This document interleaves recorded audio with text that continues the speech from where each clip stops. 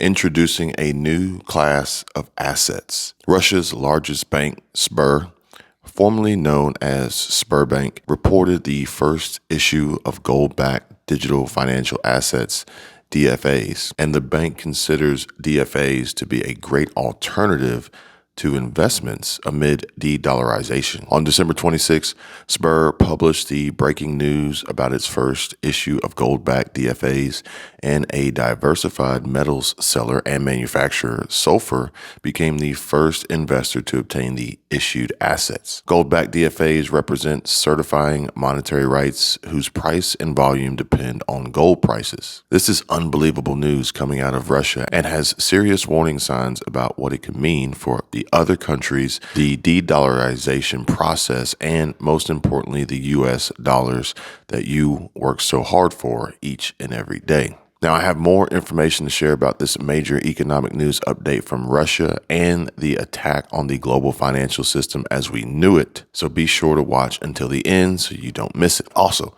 the big banks on Wall Street scored $1 trillion of profit in a decade. And it isn't just the scale of profit that's startling, but the industry's ability to push through scandals and thrive anew that we should all be worried about. Think back to what was just a few short years ago, 2008.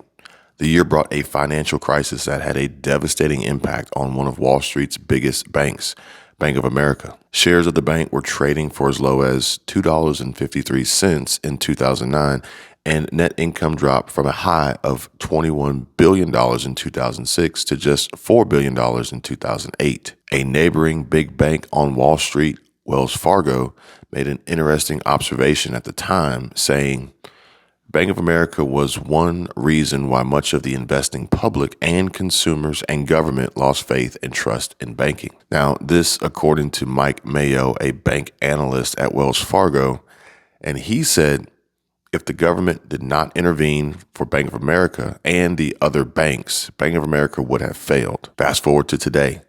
Bank of America is thriving despite concerns over inflation and threats of a possible recession. And the bank reported net income of $31.9 billion in 2021, compared with just $4 billion in 2008. A research director from CFRA Research predicts, as the rates have gone up, and if the recession is shallow, then we're going to see widening spreads and the ability of Bank of America to have significant earnings from net interest income. And this is unique to the banking industry, and Bank of America, being one of the largest banks, stands to benefit the most. The hard-learned lessons from the financial crisis have also led Bank of America to undergo significant changes, allowing it to earn its position as the bank with the second largest total assets in the United States, allowing fellow Wall Street big bank JP Morgan and CEO of Chase Bank Jamie Dimon to rest easy at night because it is still comfortably ahead as the largest bank in the U.S. based on total assets. However, Bank of America has made some major changes to what some may describe as a conservative lending standard and have evolved from their days of irresponsible growth. Will these changes prove to be sustainable? And if so, will they provide support and stability for all? Account holders, employees, borrowers, shareholders, or just the board members and high-level execs? Recent reports provide clear evidence that Bank of America CEO Brian Moynihan has his eyes on the fate of the future of the economy and what that means for struggling and low-income families and perhaps the middle class, which is on track to be completely eliminated and wiped out at this current economic pace. Bank of America CEO predicts 2 years of pain ahead. The CEO of one of the nation's largest banks is preparing for an economic downturn in 2023, and high-level income earners are fearing similar risks of how the economy, inflation, recession, the Fed, and global conflict will negatively impact their income, savings, and possible employment long-term. Goldman Sachs announced bankers brace for hefty cut to bonuses, and the bonus pool could be slashed by up to 40%. And possibly the lender's largest cut to payouts since the financial crisis. Okay, so listen to this. According to the Financial Times, which first reported the news, The bank is still in the process of deciding the size of its bonus pools for 2022, but the prospective cut could mean its 3,000 investment bankers endure the most significant drop in variable pay among their peers. Now, that could translate to Goldman Sachs bankers reportedly being at risk of having their bonus pool slashed by up to 40% in what could be the lender's largest cut to payouts since the 2008 financial crisis. Other major Wall Street banks, including JP Morgan Chase, Bank of America, and Citigroup, are also reportedly considering cutting their pay for their bankers by roughly a third. Meanwhile, investment bankers have recorded a drop in demand this year after Russia's invasion of Ukraine, which rattled global markets and made companies more cautious about pursuing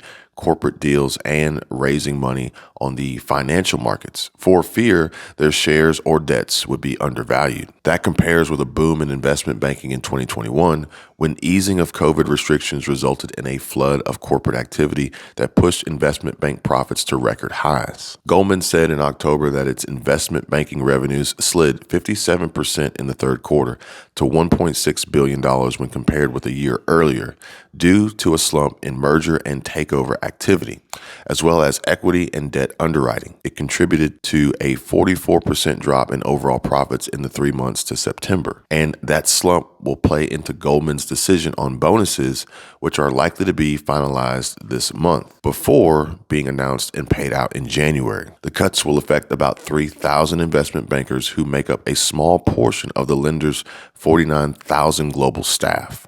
About 6,000 of Goldman's employees are based in the UK, with all investment bankers based in London. And Goldman Sachs said in a statement, compensation at Goldman Sachs is determined by the performance of the entire bank, not within each business area.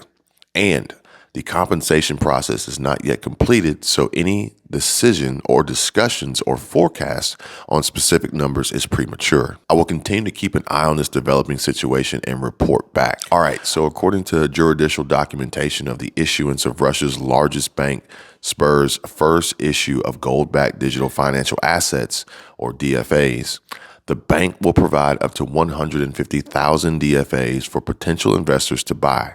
The DFAs will be available to acquire until July 30th, 2023. And the document mentions the high risks for investors ingrained in such kinds of assets, including the risk of liquidity.